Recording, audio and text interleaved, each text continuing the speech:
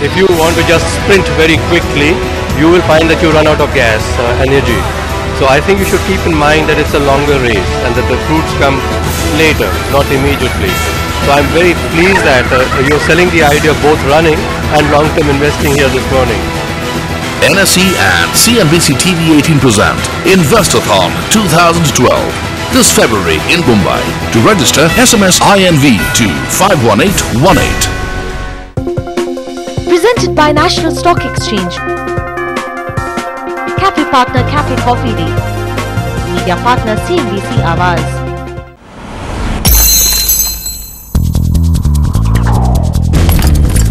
Aditya Birla Group presents Budget 2012. Will it lead to a bounce back or break down? Presented by Aditya Birla Group, taking India to the world in association with Binani Cement, Indigo, and Jayaprakash Power Ventures, digital outdoor partner DSN, cafe partner Barista. Meeting the many demands of the Big Fat Indian Wedding, check. Handy ergo lever for the star performing at the Sangeet, check. Setting up the next Big Fat Indian Wedding, next. Skoda Rapid, built for the thoughtful.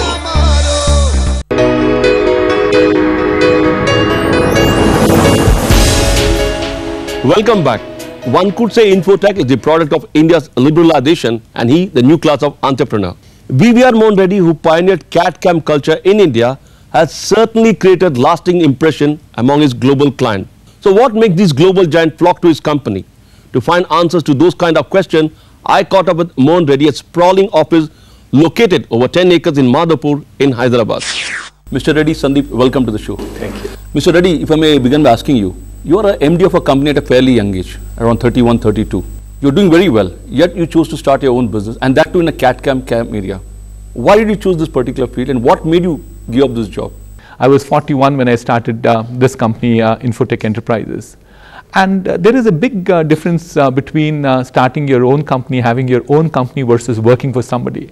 It was a great job that I was doing. I used to work for the Tatas, but all the same you're working for somebody. As opposed to that, as an entrepreneur, you always have the urge to be on your own. So it's the entrepreneurship in me which brought me out to say that I have to have a company of my own, and that's when I founded Infotech Enterprises. I'm a trained mechanical engineer. That's where my strength is, this first one. The second one is the company that I used to run for about 10 years was in the CAD/CAM system integration business. As a professional, when I look back, when I finished my 10 years in OMC Computers, that's where I was, the biggest asset I thought I had was my experience. Okay, for a layperson, what does your company do that makes his or her life better? One is we provide engineering services is what we say.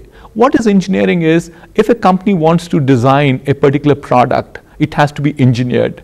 Take a very mundane example called toothbrushes. We design toothbrushes for Philips at this point of time. Toothbrush. Right. So therefore, but there's a design component involved. There is an innovation involved. There is optimization involved. These are the value creators that we bring to our customers. I'll give you another very complicated example is that we design actually aircraft engines for a company called Pratt & Whitney.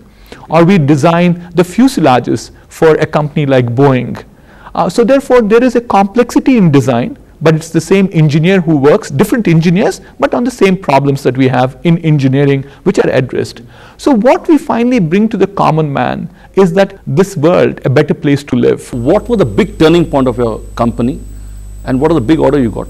Unhesitantly, the biggest turning point that we got in our history of this company in the last 20 years is in 2000, when Pratt & Whitney, one of the 3 largest engine manufacturers in the world, was hunting around for a partner who could do their engineering design work. We were not a big company. We were only then known for our GIS work that we were doing.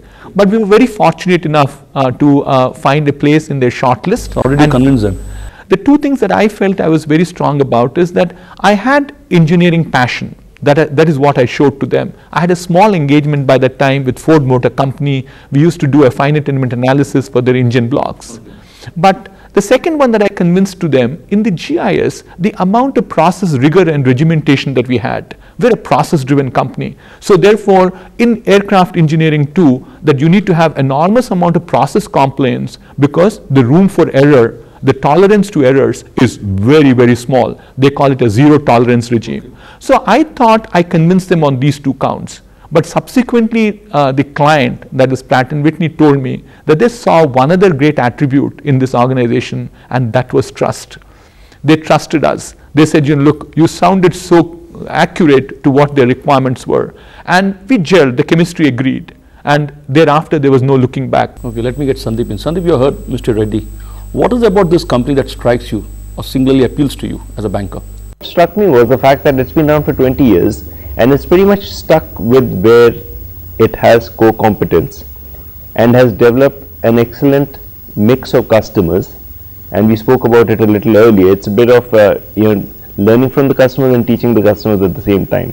The management is obviously very strong, and that also demonstrates the fact that governance has been always on the agenda. It went public in late 90s. So I would say it's in the growth sector. So these are the various factors which attracted us to the company. Okay, two things strikes me. One is that how do you ensure 98% of your customers are repeat business and only 3% of your revenue comes from India?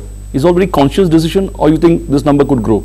No, it's a very conscious decision, certainly, because what we have seen is in engineering, the more mature and the larger the relationships are, the margins are better, because these are not one-of-kind jobs you do and move out to the next one. So therefore, it became very imperative to us to keep our customers intact, and the customers that we focus therefore on very large customers. If you look at our customer profile, in aerospace we have Boeing, we have Airbus, we have Pratt & Whitney. In rail transportation, we have Bombardier, we have Alstom, we have Invensys, it goes on. Even in a new area like nuclear power plant design, we have Westinghouse at this point of time. The second question you asked me, Ravi, is what about India? You look at the service offerings that we have at this point of time. If you look at engineering, engineering is not a big place still in India. Even if there are big players like the Tatas or the Bajajas and so on and so forth, they largely do it in-house. They're still not in this model of outsourcing the engineering work.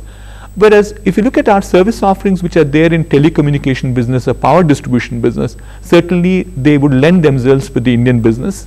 And we're doing fairly well. The 3% that we get is largely because of the telecom exposure that we have. But power distribution as well as government, which are largely in the government arena at this point of time, public sector and government, are very difficult to handle in many instances. The cost of doing business is very high. So the result is we have been a little bit away from that for a while. Okay. So the company is a very cash-rich company, just sitting on a 300 crore plus cash, I think. As a banker, what's your challenge? Perception people have is that banks only lend. So if you can't lend, there's nothing to do. Now, the way we're seeing it is that a company like Infotech is an emerging Indian multinational, because started with a base just in India, and as Mr. Reddy mentioned, they ventured into Germany, UK, US. Now, one way we work and add value to companies like Infotech is, given our presence across the globe, especially these markets, we are able to provide a platform, be able to assist them in their banking requirement in those countries and integrate those banking requirements back to India. The second major challenge for emerging Indian multinational like Infotech is how you manage your currencies. Because to start off, it was very simple. It was rupee, dollar.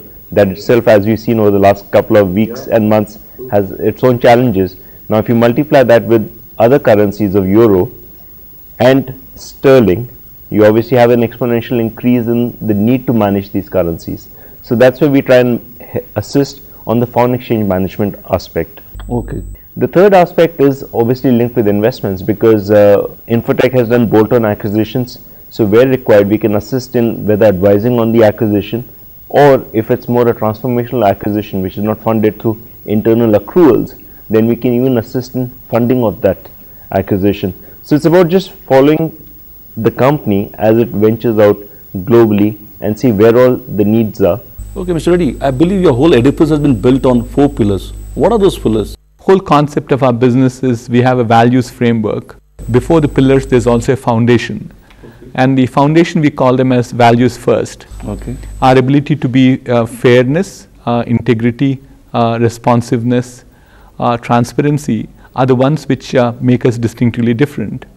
We certainly believe that, it is values which matter as a first step.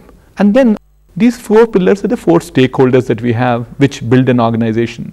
4 stakeholders being customers, investors, and employees, whom we call them as associates, and the society. Okay. And please don't mistake that the sequence in which I said are the importance that I have for them. They're equally important because I keep saying on top of these 4 pillars is where the company rests.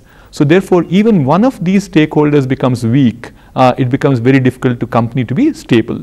What does it take to succeed in business? Without effort, nothing will come true.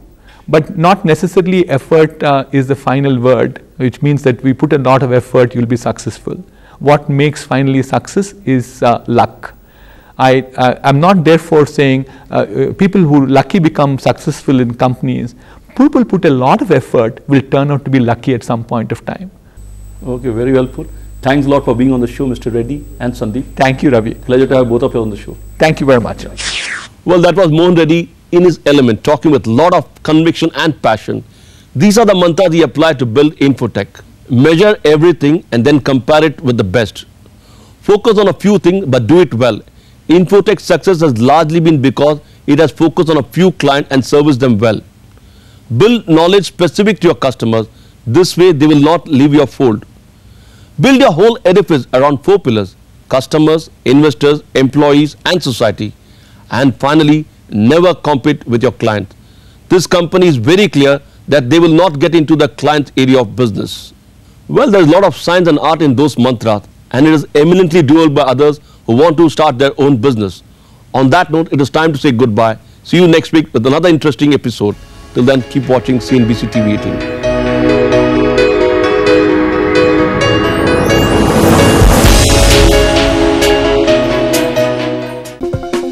Presented by HSBC Commercial Banking.